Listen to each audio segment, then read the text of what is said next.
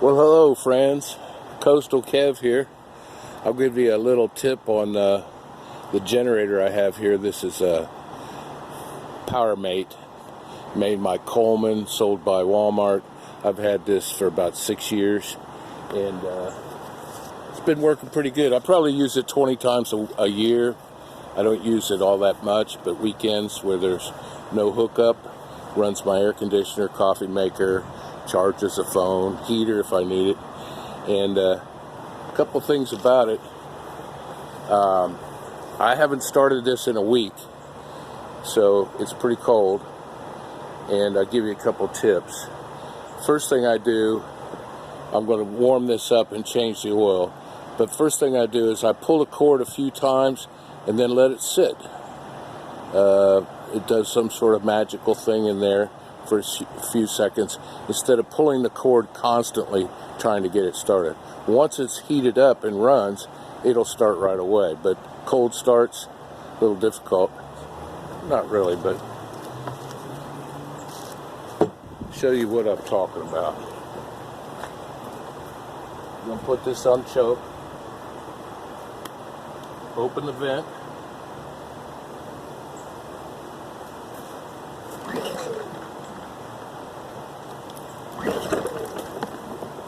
now just let it sit for a second. It's doing its magic, whatever that is.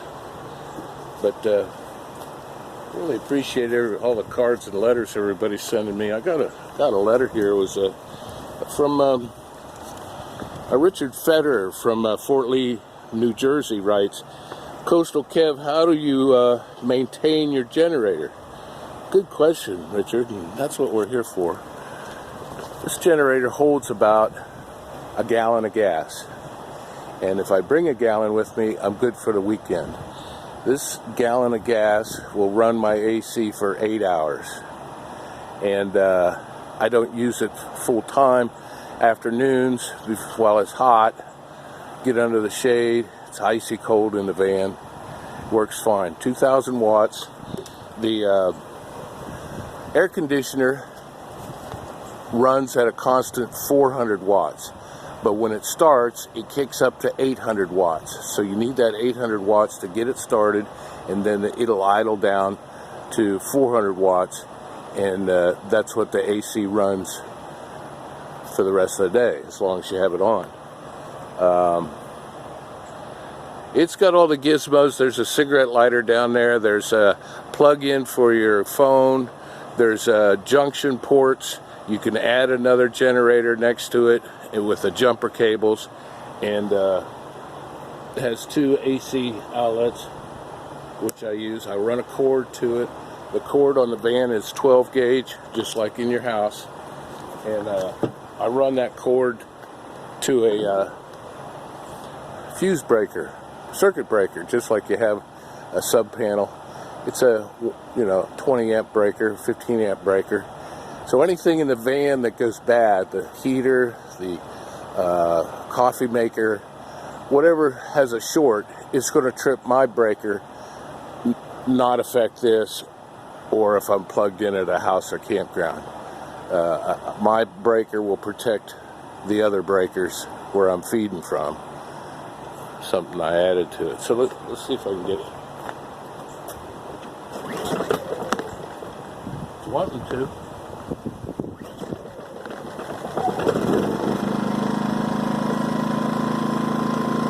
I'm going to run it just for a second here.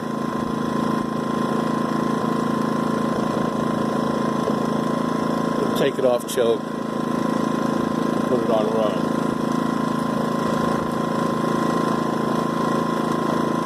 Now,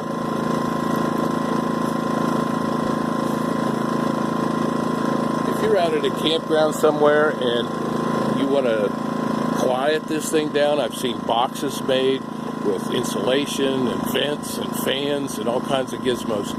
If you'll take some old plywood, like 3 sheets of plywood like that, and just set it up against it, it'll direct the noise level into the ground without doing a lot of fancy stuff, and it allows air to get in for the carburetor, for the exhaust. wouldn't put it over the exhaust, but if you had 3 of these panels, some 1/2-inch plywood, and just lean it on the generator while it's sitting in the grass, it reduced the noise quite a bit.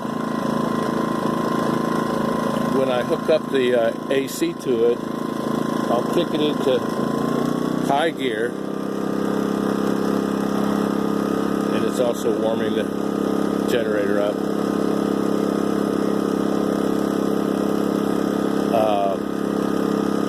Now the air conditioner would kick on, it'd start running, and after it gets going, put it down to eco mode. And that thing runs real good. I have a cable lock. I cable lock it to the bumper. Nobody wants to lose their generator while they're in there napping. So the other thing is, these generators, a lot of times people will put them on a rack on the back of their van, whatever vehicle. And I found doing that, the vibration from the generator goes through the van. So you're feeling the vibration of the generator. So with it out of the van, on the ground, in the grass, all the vibration stays out there. It doesn't transfer to the frame of the vehicle. Of course, if you're traveling, you're exploring, you're seeing stuff, and you're pretty tired, you're not going to hear this. I go to sleep fine. The air conditioner and generator do not keep me up at night. What keeps me up is hot, muggy nights here along the Gulf. So I think that's warmed up enough. It's only 95 degrees out here. We've got some clouds coming and an afternoon storm, so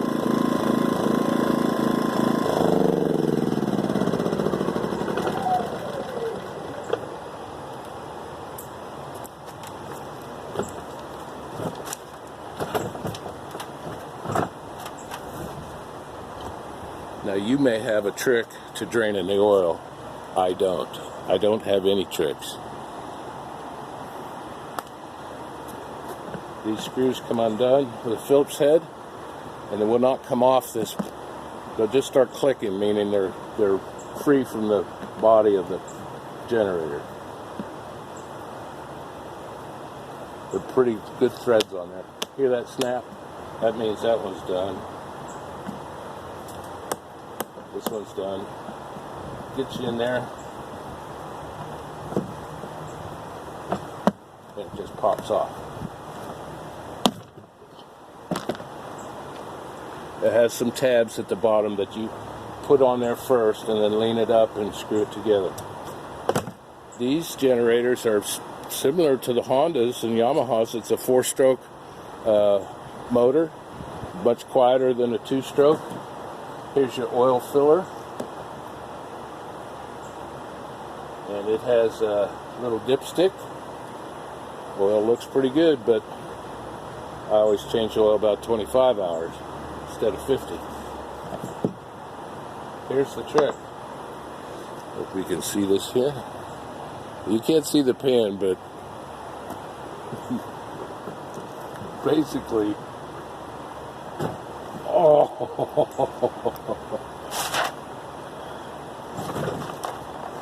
you can set this on your bumper or tailgate.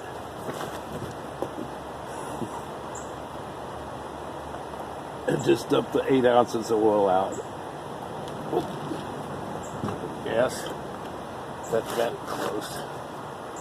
See how easy that is? That's quite a piece of engineering. You get rid of the dirty oil through the port that the clean oil goes in. Whatever. So that's how you drain it. Now, the reverse is add 8 ounces of, I'm using synthetic oil. Since a brand new small engine like this, I use synthetic. The van takes regular because it's an older van.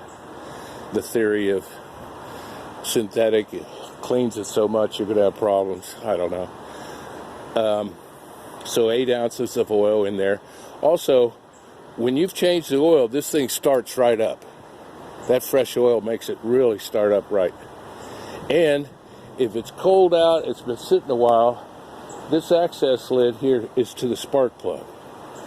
But I have, in the past, opened that lid a little bit, give it a couple shots of starter fluid, close it up, starts right up. Cold morning, trying to have coffee, the thing doesn't want to start, only because it's cold. And like I said, once you get it running, during the day you can shut it off, come back in an hour, and it'll fire right up. But it's sitting for a week. It's going to take a little bit to get it going. Pull it a couple of times, let it sit, should fire up. I've had this thing for 6 years. Seems to work fine for me. Hope that helps you. Now I got to clean this mess up.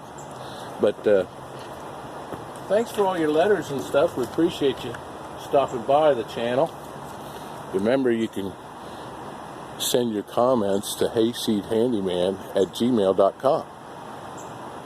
All right, kids, we're out of here tomorrow. We're up to we're down here in Picayune, Mississippi, and we're headed to Peoria, Illinois. It's a 12-hour drive, and I'll take about 4 days to do it, because I'm not in any hurry. I have to be there next Saturday for the Peoria TT race, motorcycle race on the dirt track with 750s, Harleys, Indians, Yamahas. It's the only course of its kind. There's flat track races all over the country, but this one has a jump. So on the backside, as you're going around a half-mile track, bikes have to come off a jump in a turn. So should be interesting. Anyways, we'll send out some more videos as we go. We'll be back here in a month and cool down up there. I think evening temperatures 65, daytime 85, 90, but humidity way down up there. So we'll go up there and cool down, and we'll send you some more videos. All right, folks, we'll see you later. Take care now.